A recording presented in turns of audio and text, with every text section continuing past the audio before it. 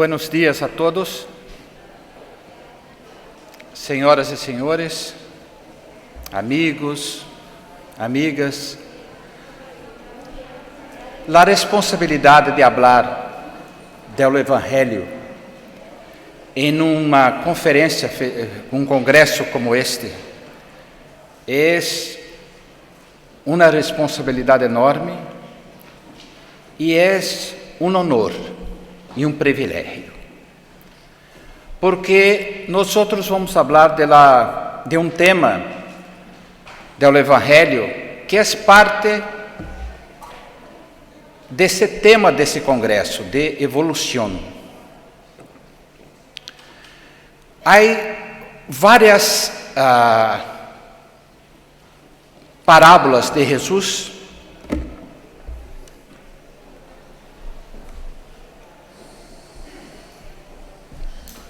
que são de difícil entendimento.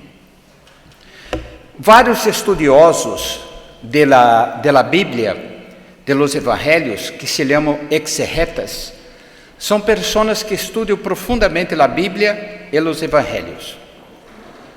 E eles dizem que esta parábola que vamos falar de agora, que é os trabalhadores, os obreiros de última hora, é uma das mais difíceis. E nós então vamos discutir aqui por que é difícil. Porque aparentemente nós vamos ver em uma película que aparentemente há uma injustiça nesta parábola. E a verdade não é nada disto. E nós vamos trabalhar esse tema. Vamos seguir então com a película.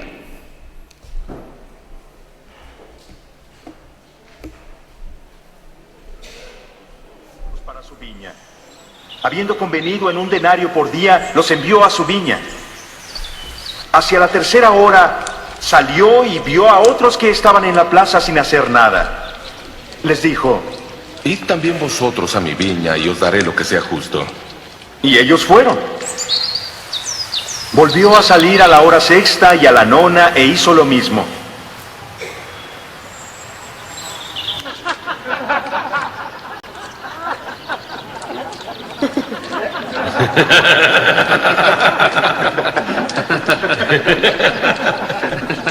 Salió a la 11ª hora y encontró a otros que estaban ahí. Les dijo: ¿Por qué estáis ahí todo el día sin hacer nada? Porque nadie nos ha contratado. Respondieron. Díceles él: Id también vosotros a mi viña. Al atardecer, el dueño de la viña dice a su administrador: llama a los obreros y págales el jornal, empezando por los últimos y al final los primeros. Vinieron pues los de la hora 11ª y cobraron un denario cada uno. Así que al venir los primeros, pensaron que recibirían más, pero también cobraron un denario cada uno. Y al cobrarlo murmuraban contra el propietario. Estos últimos no han trabajado más que una hora, Dijeron. y les ha pagado como a nosotros, que hemos aguantado el peso del día y también el calor. Pero él contestó a uno: Amigo, no te hago ninguna injusticia. ¿No te ajustaste conmigo en un denario? Toma tu paga y vete. Quiero dar al que contraté al último lo mismo que te di a ti. ¿Es que no puedo hacer lo que yo quiera con mi dinero? ¿O eres envidioso porque soy generoso? Así los últimos serán los primeros, y los primeros serán los últimos.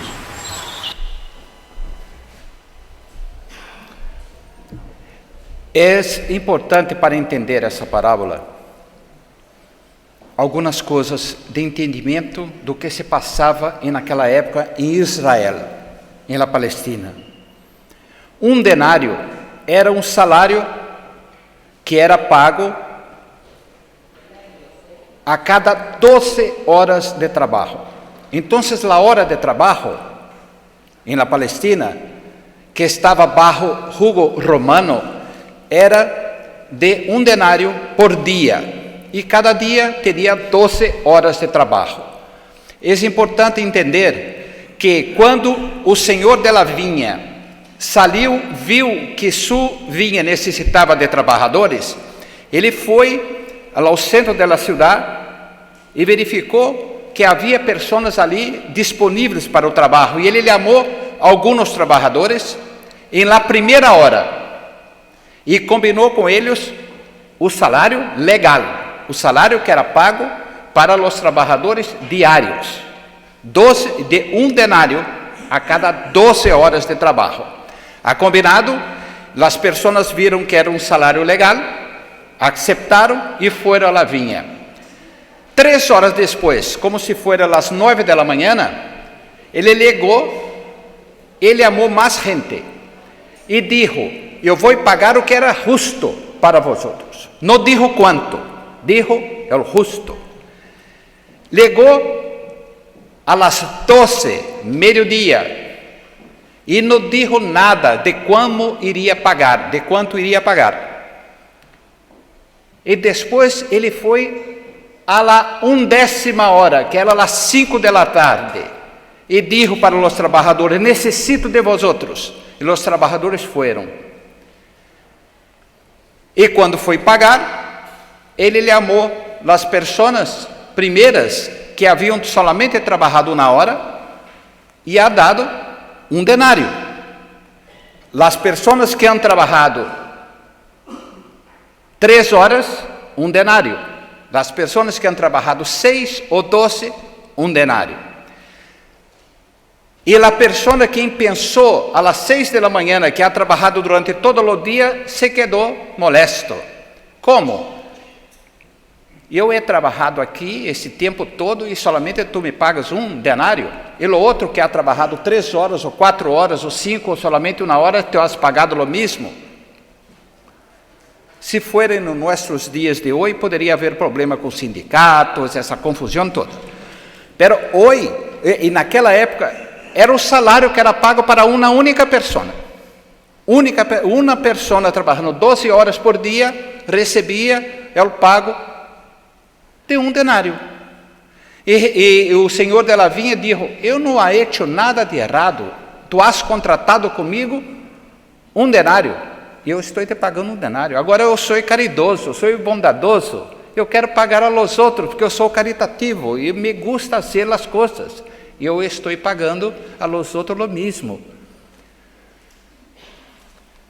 Então, para todas as religiões que não são reencarnacionistas, é difícil de entender esta parábola. O que Jesus quis dizer com isto? Porque Jesus, depois de contar essa parábola, terminou com uma frase: los últimos serão os primeiros e os primeiros serão os últimos. E aí as pessoas se quedaram muito confusas. O que Jesus queria dizer com isto? Muito bem.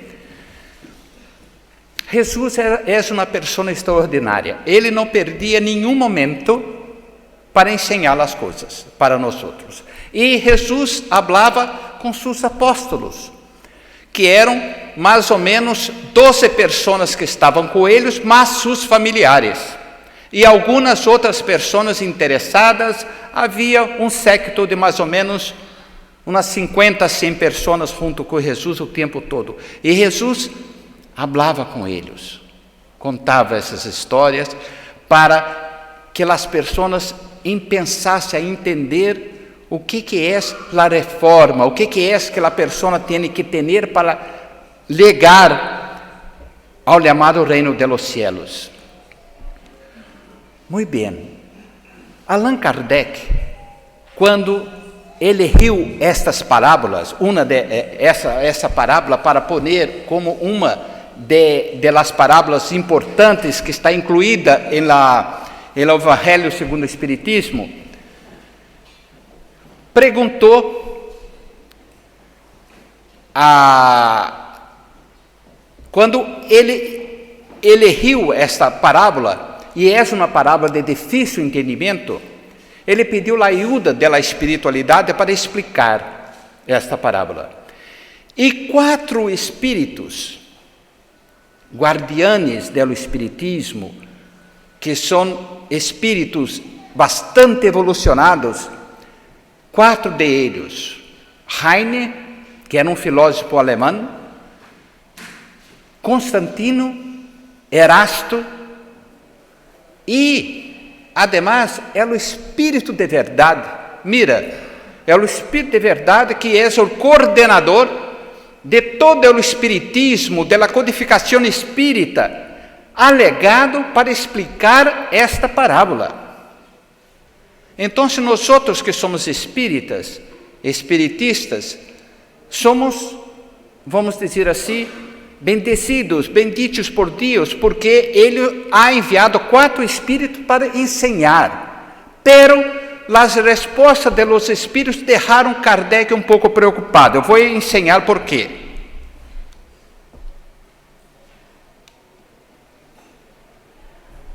Aqui está escrito em inglês, em francês e está escrito em espanhol. Mira o que o espírito Constantino dijo de los trabajadores de última hora e acerca de los espiritistas. Buenos espiritistas, queridos míos, vosotros sois todos trabajadores de la última hora.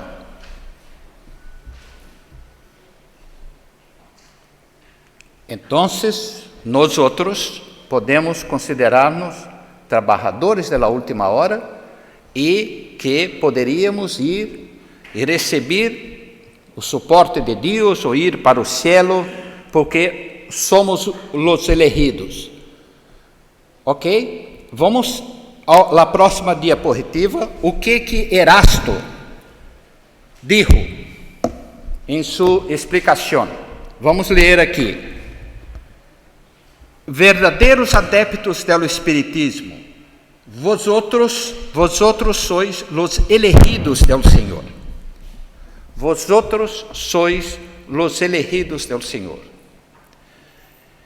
Mira, à primeira vista, nós que somos espiritistas, somos elegidos del Senhor. Kardec, que era muito preocupado, um pedagogo, sentiu que a calificação de buenos espíritas e verdadeiros espíritas tinha que ser esclarecida. Por quê? Porque senão todas as pessoas que pensassem que eram espíritas seriam os elegidos, seriam melhores. Não é assim? Porque há muitos espíritas que pensam que somos melhores do que os outros. E na verdade, eu posso dizer que um grande amigo meu me falou uma vez, explicando a diferença de los espíritas para as outras pessoas de outras religiões. Ele me disse uma vez que vamos entender a ascensão ao cielo, entre comillas, como escaleras, e que as várias religiões, inclusive lá, o espiritismo está numa escalera. Nós, os católicos, estão, por exemplo, no escalão número 150. A outra religião pode estar em 140 e 160. Uma outra religião pode estar em 180 ou 130. Pero o espiritista está no escalão 200. E aí, nós outros podemos, e eu pensei, isso significa que estamos mais perto do cielo? E mira que a distância hasta o cielo é mais de 1 milhão de escalões, hein? Então, estamos no escalão 200. E as outras religiões estão no 150, 160, 180. Então, se somos melhores, estamos mais cerca de Deus. Ele disse, não, é que a caída é mais dura. As consequências da caída do espírita é muito maior. Porque nós que somos espiritistas, temos uma grande vantagem. Sabemos que a vida sigue. Nós sabemos que podemos falar com a espiritualidade, com nossos queridos que já se foram. Sabemos, como foi dito aqui antes, que a morte, como entendemos a morte, a aniquilação, não existe. Então, a nossa responsabilidade é bastante maior que os outros. Que quando caímos, nos herimos. Quando cometemos erros, as consequências são maiores. Eu tenho um grande amigo em Brasil que me disse que é uma pessoa extraordinária e ele é um dos trabalhadores da última hora, não é espírito, porque ele disse que ser espírito é muito difícil. Essa coisa de reforma íntima é um desastre. Eu vou deixar para a outra encarnação, porque nesta é difícil. Pero nós não, somos espiritistas, temos que fazer sempre um pouquinho mais. Vamos seguir aqui. Kardec, inteligente que era, perguntou a Erasto, bom espírito, que é ser verdadeiro espírita? Que é ser bom espírita? Mira, vamos ler. Los reconoceréis em los princípios de verdadeira caridade que professarão e praticarão. Los reconoceréis por el número de afligidos que habrão consolado. Reconoceréis por su amor ao prójimo, su abnegação, por su desinteresse personal. Estamos cerca disso ou estamos muito lejano? Cada um tem que contestar para si próprio. Vamos seguir? Também o Evangelho segundo o Espiritismo nos ensina que é ser um bom espírita. Se reconhece o verdadeiro espírita por sua transformação moral, por los esforços que hace para dominar suas más inclinações.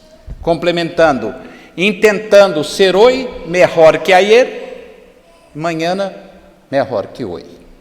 Seguindo,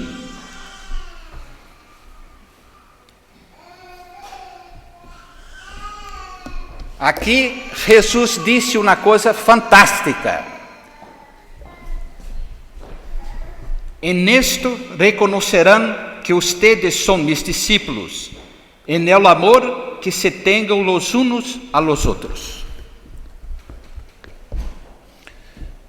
Pero nós sabemos, somos humanos, temos muitos erros, pero o Espiritismo nos pede para caminhar sempre um pouquinho mais.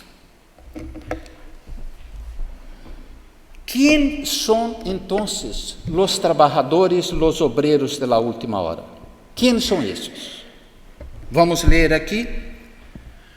Todos aqueles que trabalham fazendo o bem, independente da religião ou mesmo sendo agnósticos. Qualquer pessoa que trabalha para o bem, que hace um pouco mais, este é o trabalhador da última hora. Nós podemos fazer parte e estamos lutando para sermos trabalhadores da última hora.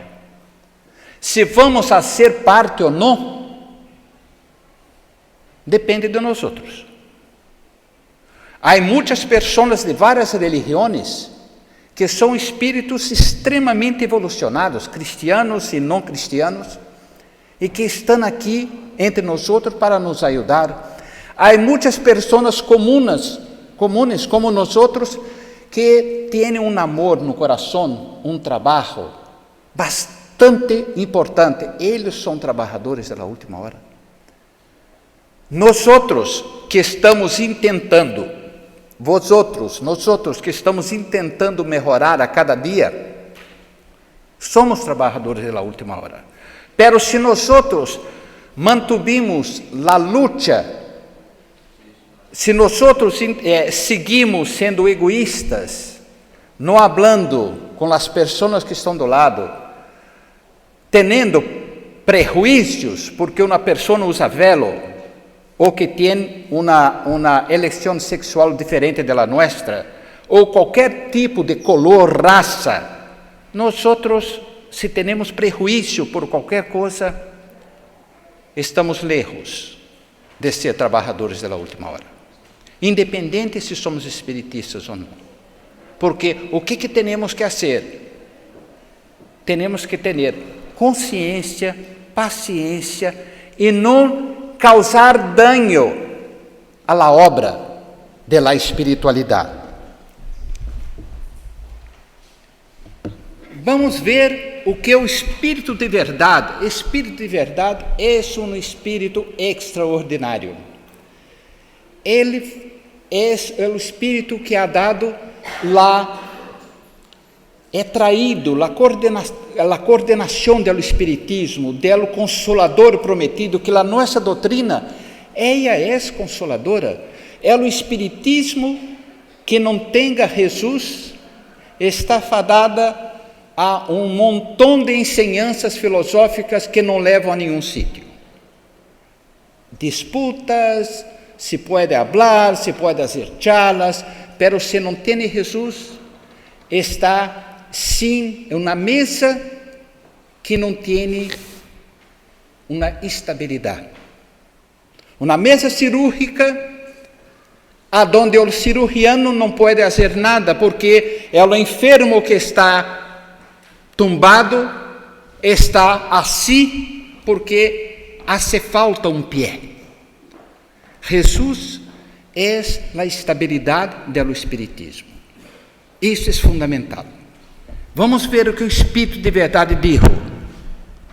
Felizes los que hayan dicho a sus hermanos: hermanos, trabajemos juntos e unamos nossos esforços a fim de que o Senhor, quando llegue, encuentre a obra acabada, porque o Senhor les dirá: venid a mim, vosotros que sois buenos servidores, que callasteis vuestros celos e vuestra discórdia para não prejudicar a obra. Isto é uma coisa que eu sempre me questiono a mim mesmo, porque temos celos. Há muitos de nós que queremos mais cargos do que encargos. Temos que trabalhar mais. A obra está esperando, e o Espírito de verdade nos dijo. Aqui, vou ler novamente, é que eu estou com 64 anos, e minha filha, que é muito bromista, me disse: papá, tu não pareces 64, tu pareces 63. Então, é porque eu estou repetindo as coisas, né? Uma vez mais, eu vou ler uma vez mais aqui, esta frase aqui. Porque ao Senhor les dirá: venide a mim, vosotros que sois buenos servidores, que callasteis vuestros celos e vuestras discórdias para não prejudicar a obra. E isto foi dito há 157 anos atrás, um pouco mais. Mira. E nós temos celos. Nós queremos não trabalhar juntos. Nós não estamos esparcindo a semilha. Temos que fazer isso, porque essa é uma doutrina consoladora. É o Espiritismo nos dá vida. E Jesus em ela, se nós ponemos isso dentro de nós, é muito mais fácil viver as dificuldades que temos na vida. As pessoas podem dizer: pero é muito difícil melhorar, tentar ser melhores homens e mulheres de bem. Eu tenho problema com meu marido, que não é espiritista, ou com minha mulher, que não é espiritista, com o oficino, pero nós nos ajudamos. Temos a espiritualidade nos ajudando juntos. Solos somos uma gota, pero juntos estamos aqui, é enorme. Estamos vendo aqui 300 pessoas, pero a espiritualidade tem muito mais. Por quê? Estão vendo que nós podemos ser um oceano.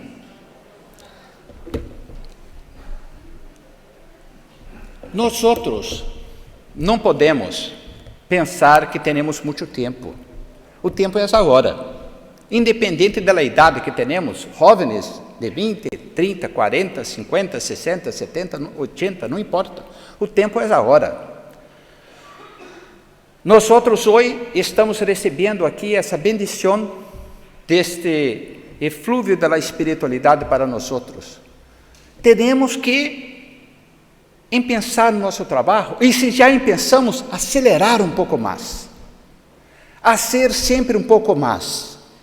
Quando Jesus disse, se alguém nos pede a manta, dele também um abrigo. Se alguém nos pede para caminhar o primeiro metro, caminemos 2. Nós temos essa obrigação, porque é uma doutrina consoladora. Nos abraça, nos dá carinho. Muitas pessoas dizem que é difícil nem pensar, porque já tenho muita idade, já he perdido muito tempo, já he cometido muitos erros. E aí me recuerda de Chico Xavier, nesta frase que está aqui. Aunque nadie pode volver atrás, iniciar em pensar de novo, qualquer pode pensar agora e ter um novo fim. Que hoje seja o primeiro dia para muitos de nós, que nós podamos trabalhar, porque esta evolução em 2 mundos de que hablamos aqui hoje pode ser entendida de várias maneiras. Evolução entre o mundo material e o mundo espiritual, e evolução entre o mundo atual de provas e expiações e um mundo de regeneração. E estamos habilitados ao mundo de regeneração? Estamos habilitados, estamos tentando ser melhores homens de bem, mulheres de bem, para ser parte desse mundo, para evolucionarmos como os espíritos. Aí me recordo uma vez mais de Jesus, que sempre que hablo de Jesus, eu me recordo de uma outra coisa e me quedo muito emocionado com as coisas de Jesus, pero uma das coisas mais fantásticas de Jesus para mim foi quando Jesus tinha acabado de falar o Sermão da Montanha, que todos sabemos que é um hino à grandeza e solamente é entendido bajo a lupa da reencarnação. E Jesus foi descansar em la casa de um de seus apóstolos. E quando estava na casa de seus apóstolos, as pessoas na sala hablando, Jesus viu que Sara, que era uma das mulheres de um de seus apóstolos, estava na cozinha preparando a sopa e estava muito triste, fazendo a sopa e pensativa, pensando. Jesus disse, Sara, que te perturba? E ela disse, maestro, quando tu hablas, eu me lleno de energia, de vontade de fazer as coisas, e eu quero que eu vou transformar o mundo, pero quando chego em casa, eu tenho problema com o vizinho, eu tenho problema com meus parentes, e aí as coisas da vida entram e me fazem olvidar de tudo, e eu não consigo fazer nada. E ela estava muito triste, e Jesus disse para ela, Sara, uma pergunta, o que tu família faz para ganhar a vida? Ela disse, vendemos leite de cabra. Assim. E como tu haces com a leite? Corremos a leite, ponemos uma jarra e uns cubos para poder vender na feira. E Jesus disse, pero como está essa jarra? Como está este cubo? Temos que limpar, bastante limpo, porque senão a leite que entra se queda contaminada e não podemos vender. Jesus disse, Sara, Las minhas enseñanças são como a leite. Vosotros são como os cubos, las jarras, los vasos.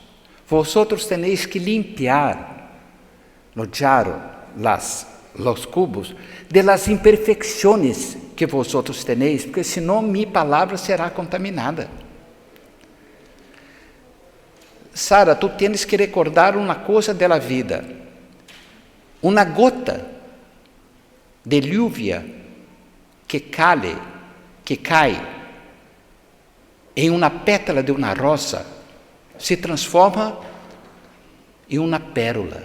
Agora, se essa gota cai no suelo, se transforma em barro, em lama. A gota é a mesma, depende de onde caiu. Então, teremos que limpiar o que temos de malo dentro de nós, para que as enseñanças de Jesus entrem em nós e nós podamos trabalhar para cada vez mais podermos evoluir e, evolucionando, podemos fazer parte de um mundo de regeneração. Depende de nós. Que Deus nos bendiga. Muitas graças.